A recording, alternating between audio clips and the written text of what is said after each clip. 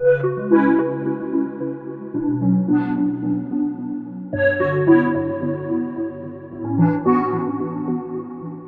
you. Welcome, everyone. I am Dr. Bill Seeger. I'm a clinical professor of economics at the College of Business of the University of Texas at Arlington and director of our corporate education program.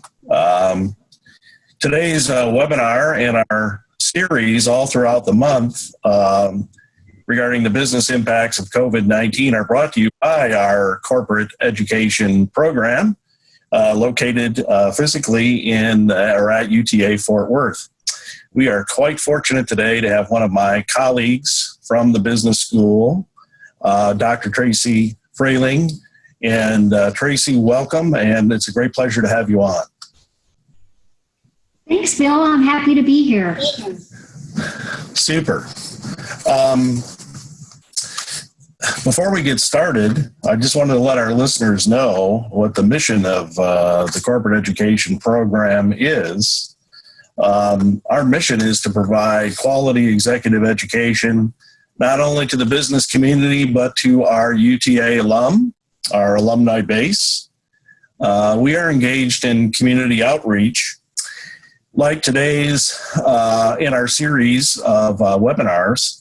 We're trying to bring the best and the brightest academics to the community to talk about their expertise and what they know, how it can help people in the community, members of the community, deal more effectively with our crisis at the moment.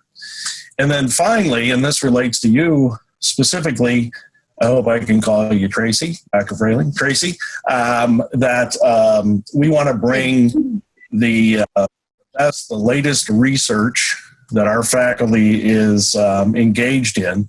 We want to bring it to the community and explain to them how that research can, affect their lives, help them make better decisions, that sort of thing. And certainly in that regard, that's part of what we have today is we're going to be talking about the latest research and the latest article you and other colleagues have published. Let me give you some background on Traci, and then we will get on with the questions.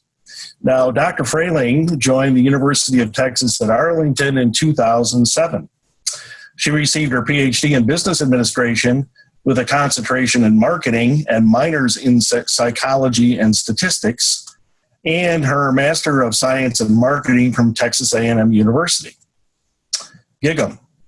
Prior to her current appointment, Dr. Freling was an associate professor of marketing at the University of Kentucky. She also worked in the marketing research industry as a research analyst for clients such as Snackwell, Samsonite, Frito-Lay, JCPenney, and Brinker International. And when we were talking earlier for our audience, and I was talking to Traci earlier, another way to think of her, she's an expert in, marketing, but people may say, what is that? She's an expert in consumer psychology. And so that may help place her in a context that people are more familiar with.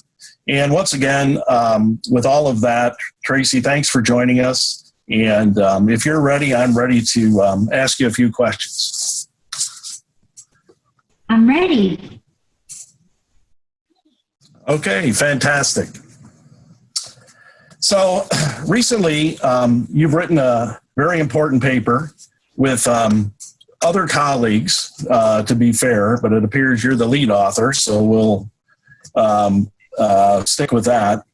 And the title of the paper sounds a little bit intimidating: Human Decision Processes When Poignant Stories Outweigh Cold Hard Facts, a meta-analysis of the anecdotal bias. So today, we're really going to be talking about decision-making by individuals when they're under stress from a crisis. And obviously, your research then plays quite clearly into the issue of the pandemic at the moment. But if you would, maybe put what you're doing in plain English for our listeners so they can feel or understand exactly how what you're doing may affect them. Sure. First, the project started with a class that I was teaching at UTA, PhD seminar. So it's 100% homegrown right here at UTA with three UTA professors at the time, Jiyon Yang, myself, and Ritesh Sani, but also two students. It started as a class project, and the class seminar was on meta-analysis, which is the technique that we use in this paper. And a meta-analysis might sound a little intimidating, but it's actually just an analysis of analyses. We collected all the papers that had been published on this topic of, what the best type of evidence is to use when you're trying to be persuasive.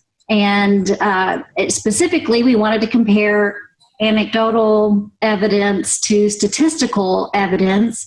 So we collected all of the work over 40 years of research. And basically with the meta-analysis, what you do is dig into every one of those papers and code details about how they conducted their research, like what kind of sample they used and, how they ran their experiment. And then also capture some statistics so that we can come up with a common metric and make some conclusions over 40 years' time, exactly what we know and what we don't know. So it allows us to kind of take inventory or take stock of a topic. And in this case, we were able to summarize 4 decades of research.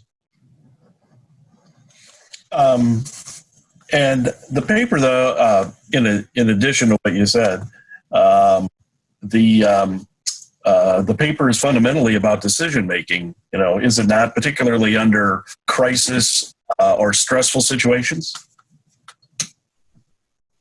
Exactly. So, what we expected to find and what most people, I think, would expect to find is that if it's an important decision, then you'll approach it really rationally and you'll consider, all of the facts and the details and the statistics and arrive at a conclusion that is well thought out and very deliberative, right? But what we learned is that in general, that is true, that people do make good decisions for the most part and base their decisions on the most diagnostic information, which are statistics. But there are some conditions where that does not hold true. And one of those would be whenever we feel anxious, whenever we feel stressed, whenever we feel vulnerable, we tend to then default more to anecdotes and stories and other people's accounts of what their experiences were and hearsay to make the decisions rather than relying on the facts. And, this can be, should I say, short-sighted in that the science may tell us one thing, yet we rely more completely on the anecdotes and our personal stories as opposed to the science. Right. Look, in some cases, the statistics and the anecdotes are aligned. And in that case, then you generally arrive at the right conclusion for your decision, whatever the decision is. But oftentimes you have conflicting evidence between what the statistics tell you and what the facts tell you and what all the research data tells you versus what your neighbor told you or what you saw on Facebook or, what you heard from somebody in line at the grocery store. And that's when it gets a little tricky because you're not quite sure who to trust and what pieces of information are going to be the best basis for you making a good choice. So, if I may, I wanted to dive a little bit deeper into some of the terms we've started off discussing, facts and anecdotes or anecdotal evidence. And I guess for our listeners, it's fair to say often when you use the statement facts, you're talking about statistical research, scientific research versus, as we said, anecdotal experience. You have an interesting example in your paper about a multinational company. It has an HR department, and they're trying to figure out if they need to hire more folks, and they're going to be hiring some junior folks.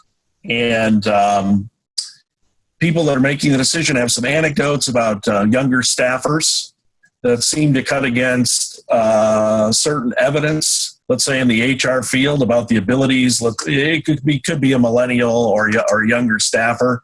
Could you elaborate on that example? I think it's really a good one to get us, started here.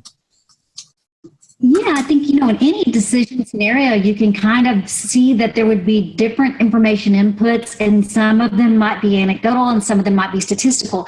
In that particular case, we were talking about a hiring decision in a multinational accounting firm. And, what do you do whenever the team that is put together, or the hiring manager, has some thoughts based on his interactions and personal relationships within the company, but then maybe his manager presents this industry report which suggests that people who are seasoned veterans who have been working longer at other organizations are actually better hires and generally tend to be more productive and fit into the organization better than say a fresh hire from college, a brand new graduate.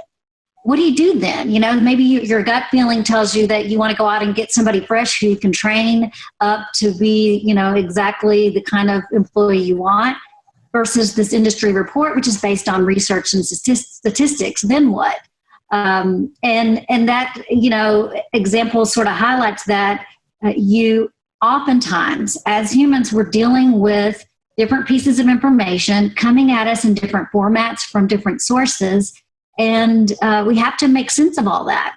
And if we're being rational, then probably we should base our decisions on that research report coming from the industry, because that research report is not just based on one hiring manager's personal experiences and preferences, but on hundreds or thousands of data points.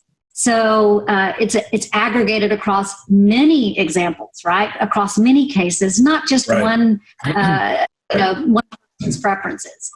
And that's kind of the idea is that in general, statistics are the best basis for our decisions, because we're not talking about an isolated case. We're talking about many, many cases that have led people to a certain conclusion.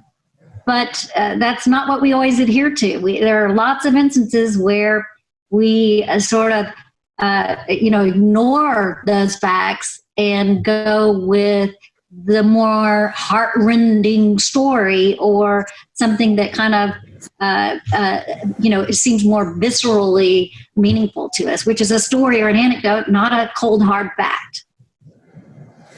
I wanted to ask you to add to this. What does your research say about weighing experience? For example, I spent 20 years in public accounting and hired a lot of people, so I have more than just a few anecdotes. I have solid experience as well as access to data. You're not suggesting that my experience shouldn't play a role in the decision, I believe, but how do you weigh these different sources of knowledge? Right. And I think it would obviously depend on the situation. No, you would never, if you yourself have personal, insights and experience, that is, a natural human tendency just going through the decision-making process. Look, we're cognitive misers. We want to take shortcuts. We want to arrive at a conclusion in the most efficient way possible. So you as a hiring manager, relying on your 20 years of experience in this industry, that would be, something you wouldn't dismiss, because you naturally would look internally for what information you possess first before you consider anything external, right? But if you are also considering external information, it could come in different formats. And that's when you have some tough choices to make, right? Do you emphasize what you personally know? Do you, emphasize an industry report or some other sort of statistical information? Or do you rely kind of on your gut and on what your colleagues around you tell you, the stories they share about the experiences that they've had? I wanted to go through a couple of more examples that are more medically oriented, because we are going to have a section of our talk where you are going to talk directly about your research and it's what it has to say about the crisis and our decision making in the current crisis. But just to warm us up, let's take something like smoking. We have a lot of data, a ton of data that says it's not good for us. Yet you will hear people say, Uncle so-and-so smoked for 50 years and he, died of natural causes, not from smoking, as if that's a counter to the science. Anyway, could you comment on that? Because this is now more into a medical area of decision making. Right. Well, I'm glad that you raised that point about it, medical decisions, because what we found in our research is that when people are most likely to ignore statistics and instead rely on anecdotes, there are 3 conditions which make that more likely. And we call that the anecdotal bias, because it's a biased way of thinking if you're basing your decision mostly on stories and anecdotes like Uncle so-and-so, instead of, tombs of research that exist to show us how very bad and deleterious smoking is for us. And what the 3 conditions were that we documented in this literature stream were, number 1, if it's health related. If it's a health related decision, you are more likely to actually go with your gut and make a more anecdotally based decision than you would in other situations. The second condition that makes anecdotal decision-making more likely is if it's personally relevant to you. And what's more personally relevant than an addictive behavior, right?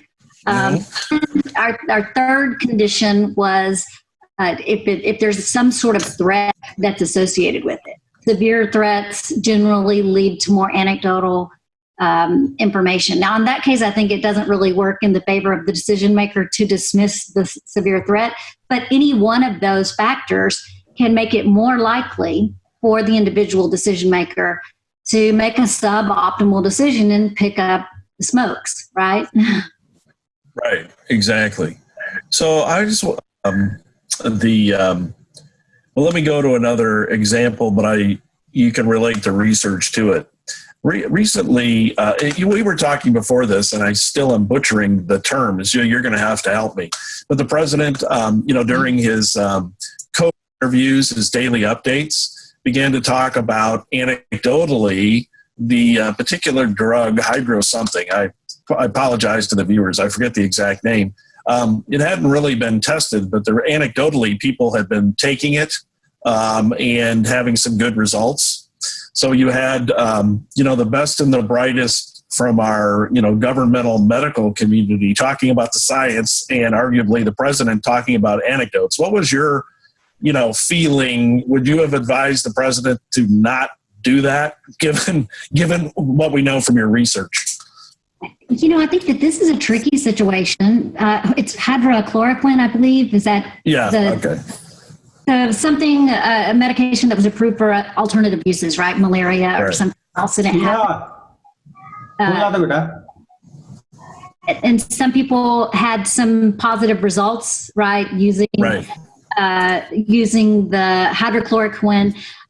Here it's tricky, I think, Bill, because we don't have decades of research to base our decisions on here. We're going on the fly, right? And trying to without the benefit of those statistics. So in this case, then... Excuse me a minute, Ted. Excuse me a minute, Tracy. Hey, Bill. Bill? Yeah, somebody is... Yeah. I'm sorry for the technical issue. Go ahead and click next to my name and the 3 dots right next to my name on the screen. Yes. Make me host. I've done that. Make me host, please. Enter your participant ID followed by pound. Otherwise, just press pound. It says make host. I did that, Mike. Okay, thank you very much. You are in the meeting now. Okay, sorry about that, folks. Go ahead. No problem. We're flexible. We're academic people. So where was I? Oh, you were talking about the drug, and I was asking you to compare what we had. We had a great example of anecdotal evidence from the president, let's say, and we had all the, I never pronounced his name correctly, Dr. Fauci and Dr. Birx or Bix. They were the epitome of science, and it was just an interesting dynamic, and I thought about that a lot before interviewing you. But anyway, you were commenting on that. Yeah, I think this is a really tricky situation because we have neither good, high-quality anecdotes to rely upon, nor the years of scientific data, right? So this is the worst kind of situation because it's not as though we're making a decision between good research, statistical facts, and a lot of personal experience. None of us have either in this situation. If it were me and I had COVID-19, I'd probably roll the dice and try the medicine because I actually have heard of one or two people who are a friend of a friend who tried it, and it shortened the length of their illness when they contracted the disease. But that's entirely anecdotal, and that's entirely consistent with what we found, which is that when you feel vulnerable because it's a threatening situation, when it's your health, when it's personally relevant, you might end up going with the anecdotal information, the hearsay of a friend, instead of the statistics. And in those daily press briefings, it seems as though whether it's the White House or Governor Cuomo, given the briefings, that the statistics change every day and the models change every day, and none of it seems all that diagnostic or reliable. So I don't know then that you would consider it biased thinking if the anecdotes seem to be, roughly equal to, the statistics. And that, or at least no worse than the statistic. And I'm glad you raised that because I'm taking you to the policy realm. Put on your policy hat and you're the advisor to a Governor Cuomo. And I mean, would you say things like the anecdotes are no better than the science and vice versa? Maybe we don't come out every day with changing statistics because that creates an attitude of people that they don't trust science now if the data can change on a daily basis. I agree with you 100%. In fact, if I were advising Governor Cuomo, what I would probably tell him is to not overwhelm the viewers every day with a lot of statistics. Instead, maybe try and find people who illustrate what it is that you're trying to convince people to do, right? So if you're trying to convince people to stay home or to wear masks or to, whatever the behavior is, find someone who is relatable to your target audience, have them give their testimonial and give their story, give the anecdote to, frame and persuade them to do what it is that's going to be best for everyone, right? Instead of, throwing a whole lot of facts at them, which, that's overwhelming anyway in the current situation. And the facts aren't very well established either. So I think you're right. If anything, it might end up being more anxiety producing to have details and statistics that change every day and models that never seem to lead to a prediction that actually happens. Right. Mm-hmm. Honestly creates more uncertainty and maybe more anxiety. So maybe if you're trying to get people to adhere to a certain public policy, then actually have, someone relatable in a message telling why and explaining why, just like a regular person, a regular story that you share with other people. I don't want to sound too technical, but could it be that if the science is unsettled, then that becomes a predictor for anecdotal bias? That is, if you can't trust the science, I'm going to fall back on anecdotes. Absolutely. I think if you believe that the statistics are skewed themselves or in some way not reliable, then I think we already have this tendency to revert back to the gut reaction in certain circumstances, and especially in an environment like the one we find ourselves in, that I would expect that. I myself have reverted to anecdotal decision making, and this is my area of research. So, Right. So I believe it's very natural to engage in decision making in this suboptimal way, but in this case, I'm not sure it's even that suboptimal if the statistics themselves aren't, maybe as valid as they normally would be.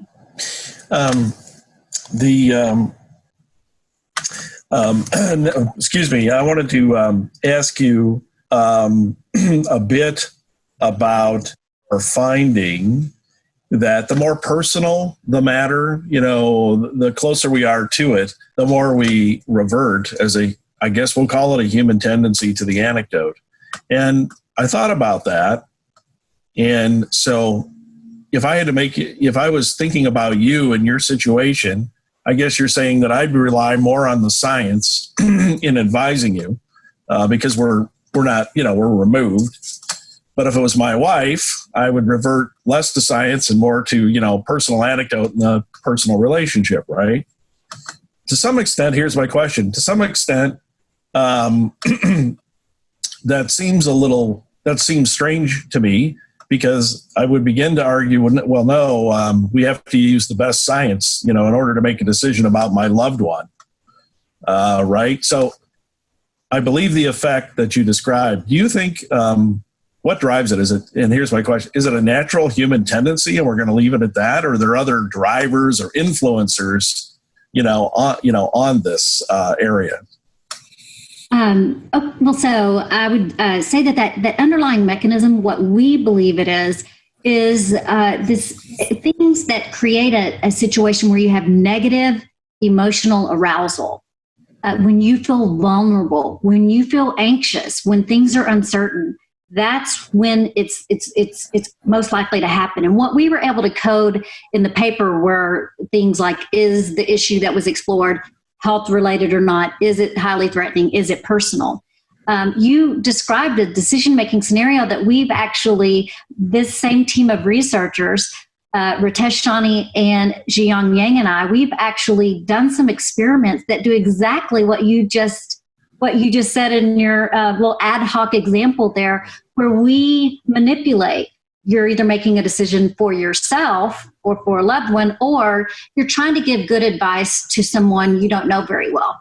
And you have these different information inputs. If it's something that's personally relevant to you, or as you said, your wife, then you are more likely to base your decision on an anecdote. But when you can remove yourself and there's a little bit of distance from the issue for you, and you're just trying to provide good advice to even a stranger, you're more likely to base your advice on statistics. And that is exactly what we find. And as I say, should we just, is the takeaway, it's just fundamental to our human nature? and that's it? Or are you still going beyond the finding to really find the underlying dynamics, the causation underneath that statement? So in this paper, it's a meta-analysis of what everybody else did. So we were sort of in the mode of taking stock.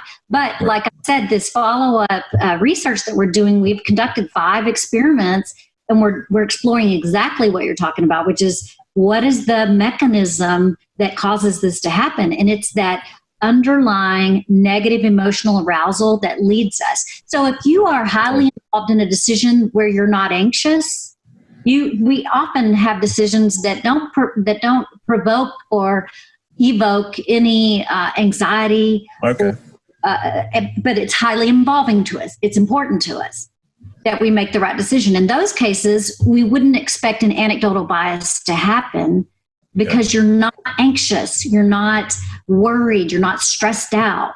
But when it's a situation where you are vulnerable or you're anxious and also involved, that's when we see it happen. Well, this just very, very interesting research. I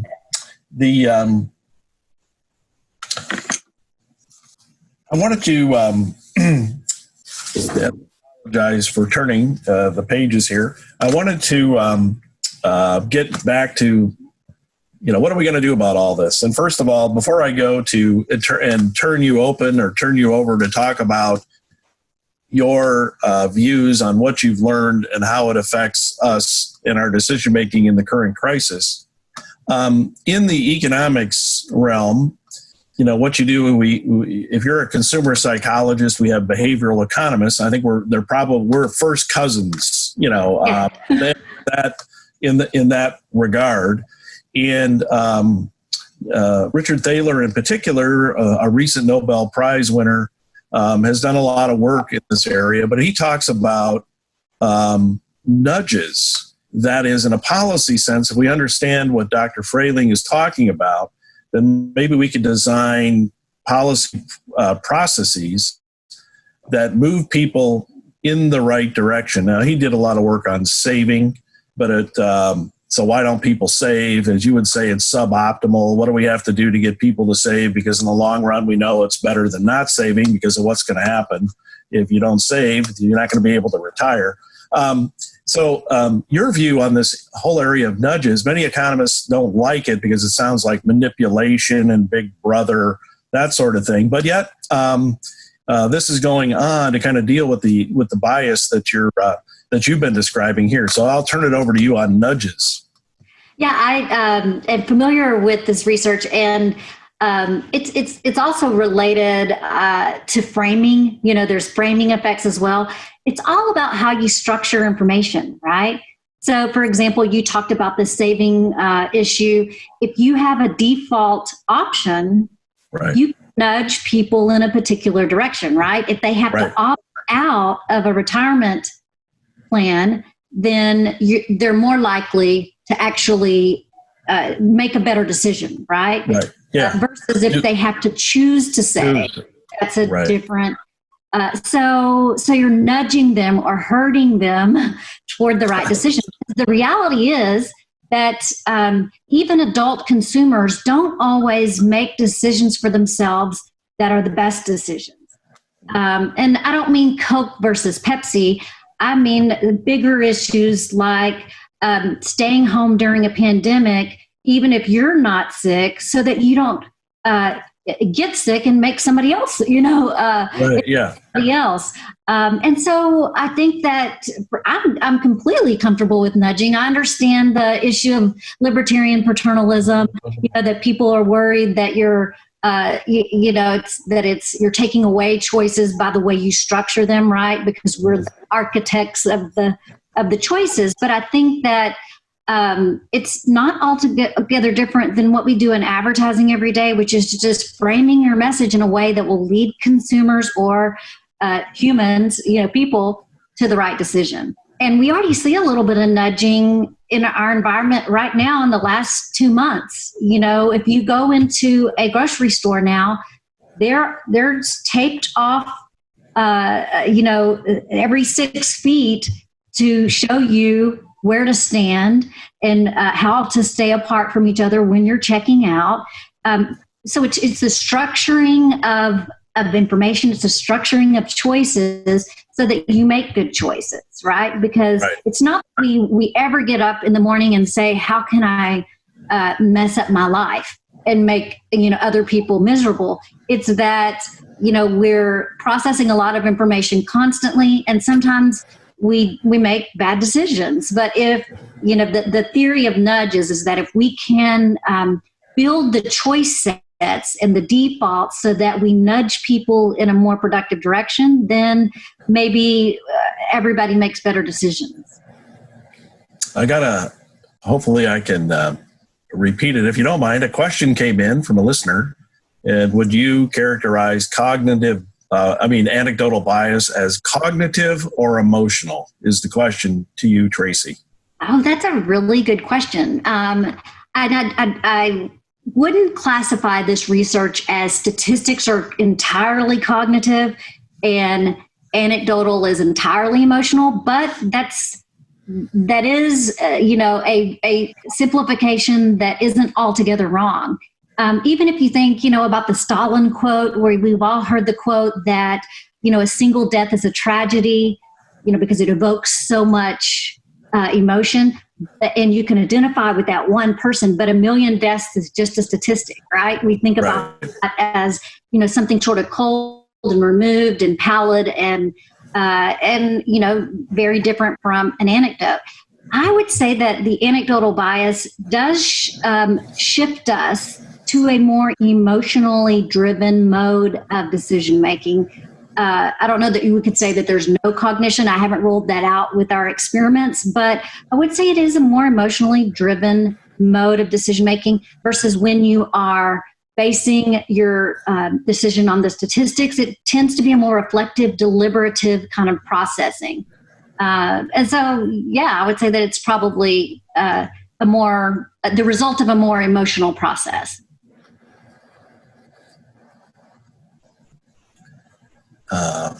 Okay. Michael, can you hear me? Yes, I can, Dr. Seeger. I'm sorry. I was listening intently to Traci. Sure. And I think I missed the question that came in. Could you help? Dr. Freling, we also had a question come in regarding the question was, anecdotal bias, is that the same kind of bias that Daniel Kahneman coined as he defined as representativeness bias? Are you familiar with that? So there's a lot of different biases, base rate bias, representative bias. We think of the anecdotal bias as related to the representativeness bias, but slightly different. I believe that with the representativeness bias, it's that you're looking at a case of something that seems that you then make a generalization based on that one instance. I believe that's, I might be oversimplifying a bit, but I believe that's what Kahneman meant by the representative bias. So we don't view our anecdotal bias as completely separate from that. It's related for sure. We're just talking about a very specific way that you frame information to, in the case of one person or a small sample or one story or one person's account, and frame the information in terms of that to get people to do something or buy something or take a medicine or whatever it is that you're advocating, rather than presenting them with a more fact-based message.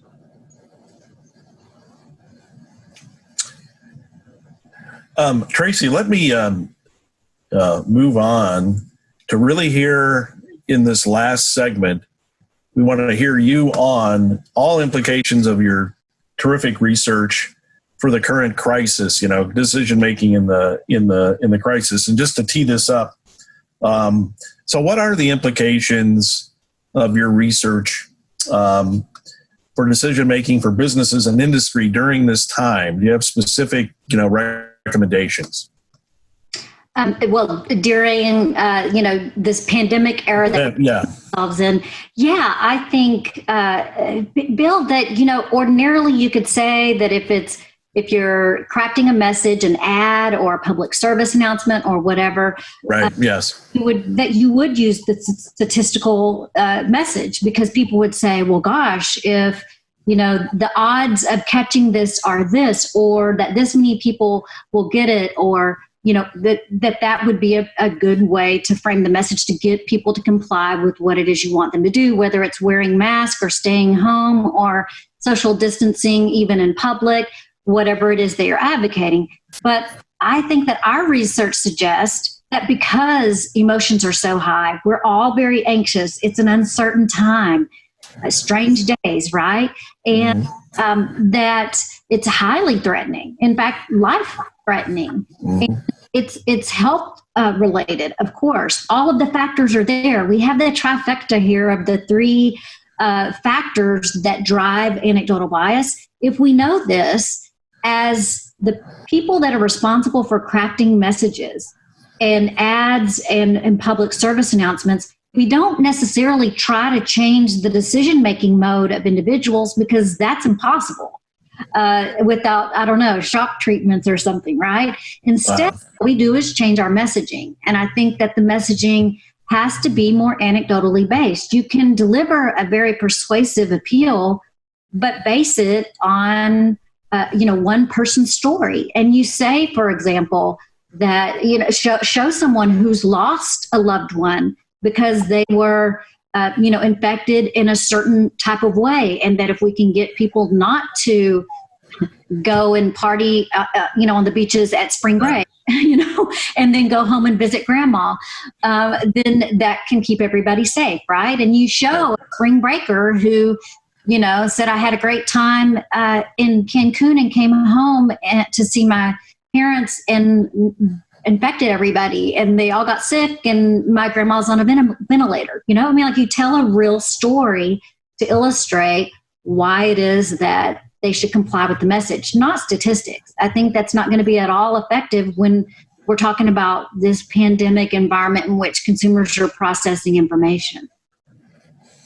I may be overstating it, but my takeaway from what you said is that government has to have a balance in their policy communication, that they should think a little bit about adding in the personal anecdote, rely, I know it's overstating, totally on statistics. It seems the newspapers do a better job of having more anecdotes, but Dr. Fauci and his commentaries, with President Trump is a little bit, it's all analytical, for example. Might be very interesting to see him communicate, a personal story. It might be more impactful. Or that's my takeaway from what you're saying. Am I overstating it? No, I agree with you. I find it frustrating as someone who works in this field to watch the briefings and see sort of the mixed bag, right? That you get in those briefings, because, you have the statistics that, Dr. Birx and Dr. Fauci, who are trained methodologists, and they are relying entirely on the statistics, but the statistics, we're relying on statistics from other countries and other parts of the world. We're, assuming that everybody's reporting in the same way. They're just flawed, right? For many reasons. And so, especially given that, I think that having someone who is ordinarily a social scientist and a medical doctor who is usually spouting off all of the numbers, maybe talk about it in a more personal way, could be effective. And, Deborah Birx occasionally talks about her grandma who lives in home, and that really brings it back, right? Okay, if she's personally telling us that they have 3 generations of Birxes living under her roof, and including her grandmother and her children, and that she is personally doing these things as well. She's not recommending that we do something that she's not doing, right? I think that's highly effective, much more effective than showing the charts and graphs and numbers. And, I think that gets lost with a lot of people. So I wanted to, related to your research and the pandemic. So think of this hypothetical. You get a call and you're asked to present a topic called influential messaging during a medical crisis or a pandemic crisis. What 2 or 3 things would you like to emphasize in such a discussion with the policy folks? Based on, this research, but also I do research in the area of framing. Even this nudging, research that we're talking about as well. I think that we can, make some conclusions, give maybe both types of information. Don't just overwhelm consumers with statistics, give them stories and relatable people telling their own accounts. I think that's effective. I think you have to also look at when you, when should you try and nudge people towards a certain direction and in a certain direction by showing some positive benefits of or framing it in a more positive way that they have to opt out of the bad behavior rather than making it sort of equal. So I think maybe a positive frame and directing people towards the decision that you want them to make is also important. So as our time flies when you're having fun, and your comments are so interesting, time has just passed quickly. But I want to give you the chance to tell our listeners, what are the key takeaways from our discussion today? And if you'd like, what are the key takeaways from your research that we can take into our own individual lives? So we can relate our own anecdotes effectively going forward. Yeah, sure, Bill.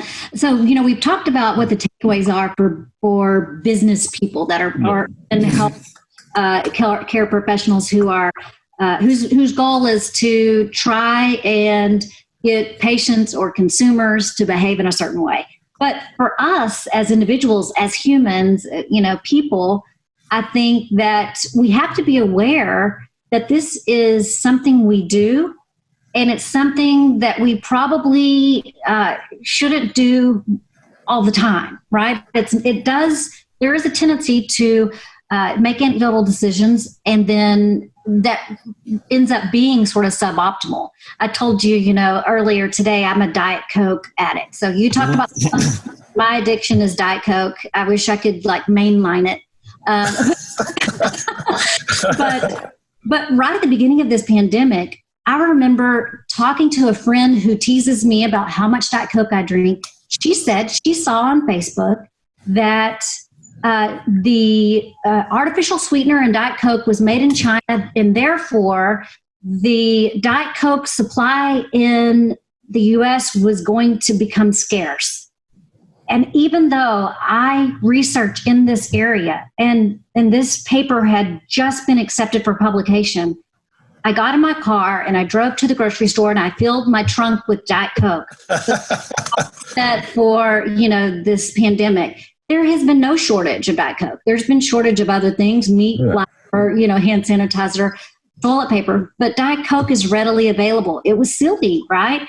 What I didn't do, and I didn't practice what I preach, is that I didn't just take a moment and go, okay, let's think through this. Is this really that likely?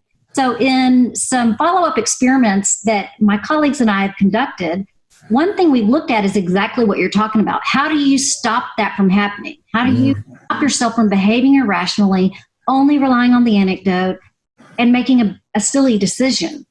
One thing that we've found to de-bias the anecdotal bias is mindful meditation. We actually did a really cool experiment with students, and we told them, we're going to conduct an experiment, but the copier's broken, so it'll take a few minutes just to help everybody relax while we're waiting for the surveys. I'm going to take you through this exercise. And it was, by the way, on exam day. So already everyone's stressed. Right? Yeah, they were all anxious, but we were going to give them this brief survey first for extra credit for the exams. And I led them through a mindful meditation exercise where I just said, just take deep breaths, close your eyes, think about this, taking them through a very brief couple of minutes of the exercise. And then we had them fill out the survey, take the exams. We didn't look at exam grades. Those are going to be what they are. But in a different class, we did no such intervention. And what we found was that when we did the mindfulness intervention, the anecdotal bias goes away. So there's a way, and your process is whatever it is. I do yoga, so I can kind of, do this drill I do where I take a deep breath and I count in my head and I try to clear, my head of all of these incoming thoughts that are always competing for my attention, and say, slow down. What are you thinking about doing here? Are you making a good decision? This is important. Consider the relevant facts in the here and now, not all of the noise, right? Right. Yeah. Easier said than done, though, which is why I have enough Diet Coke to get us through, any scenario in my garage. So your recommendation to Dean Dombrowski is yoga on exams to help our students. So I wanted to leave a little time in case there were some more questions. Thank you so much, Traci. What we're going to do now is Mike Woolman will, if any questions come in the chat, he will ask them. Okay. If there are none, then Mike is going to, Traci, give us a preview of some of the future webinars. So I think Mike is going to come in and take care of that right now. But don't go anywhere, Traci, but Mike will take over. Go ahead, Mike. Yeah, thank you, Dr. Freling, Dr. Seeger. So the couple questions that have come in the meantime were actually answered in our previous discussion.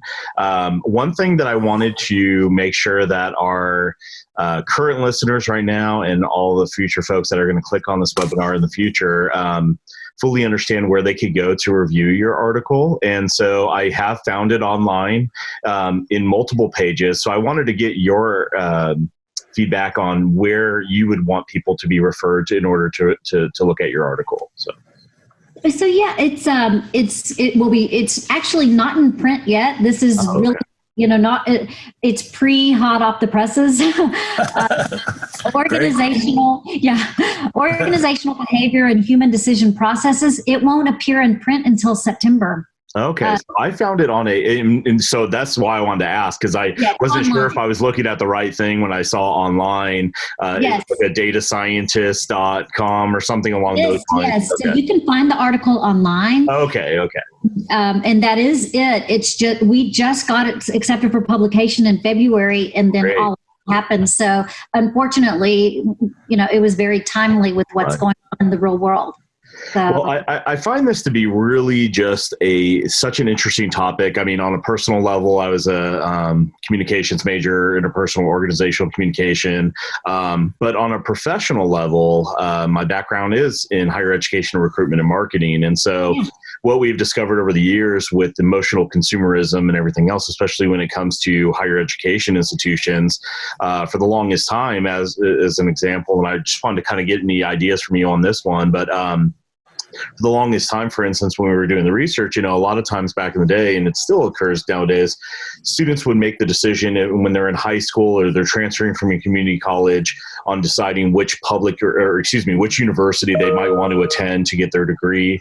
And a lot of times, just the name itself would be enough for a student to make a decision, like a Yale or a Harvard or an MIT. Obviously, those are still prestigious institutions, but what we have found in some of the research on recruitment side of things is that a lot more nowadays students are actually finding which institution do I have an emotional tie to, or do I feel like I'm at home with, a prime example of it was a law school in Australia that actually did a study last year, and forgive me for forgetting the exact name of the law school, but basically what they was showing before were statistical information, the return of investment, all the things that you were talking about when it comes to statistical charts and data to as their recruitment campaign, and they shifted that over to an immigrant student that they had accepted in a previous year that came from Africa. He was in a trafficking situation as a young boy, and he was taken away from his mother and was put into a militia group where he was actually fighting on the front lines and everything else. Well, they heard his story. He had been accepted into this law school, and his whole fight to being a lawyer was based on his background. And they actually spent over $1 million on developing a campaign that showed his story with a young boy growing up, coming to the law school. Long story short is they had an increase of over 40% applications after releasing that personal campaign story. And they truly do believe it tied back with their analytics and everything else to people emotionally feeling like they want to be a part of a university that would take in a boy like him, a man like him, and it felt better about their decision-making process. So I thought this was kind of interesting based on what I was listening to here. And I don't know if that would be on point at all, so. Absolutely. Yeah. I think that that example is a really interesting example, and it brings to mind a couple of things. One is that I do believe that college is one of those anxiety producing decisions, right? You're asking an 18-year-old, a child, to make a decision about something that could and will affect the rest of their career. So I think that anecdotal information should be provided right alongside with the statistics. You're right. They should show enrollment. They should show the diversity of the college. They should show the return on investment and what the hiring average salaries are, upon graduation and all of those things. But I think that having that anecdotal information as well could be very powerful. Now, here's where it gets tricky, Mike, is that in a lot of situations, you have multiple decision makers, and then you have to decide, what do? You're praying to different gods, right? Because the parent who is going to be footing the bill in many cases, or at least partially paying, will likely base their decision not so much on emotional factors and anecdotes, but on that return on investment and those other factors that are more statistics based. Whereas the prospective student, would probably be more susceptible to the anecdotal appeal, right?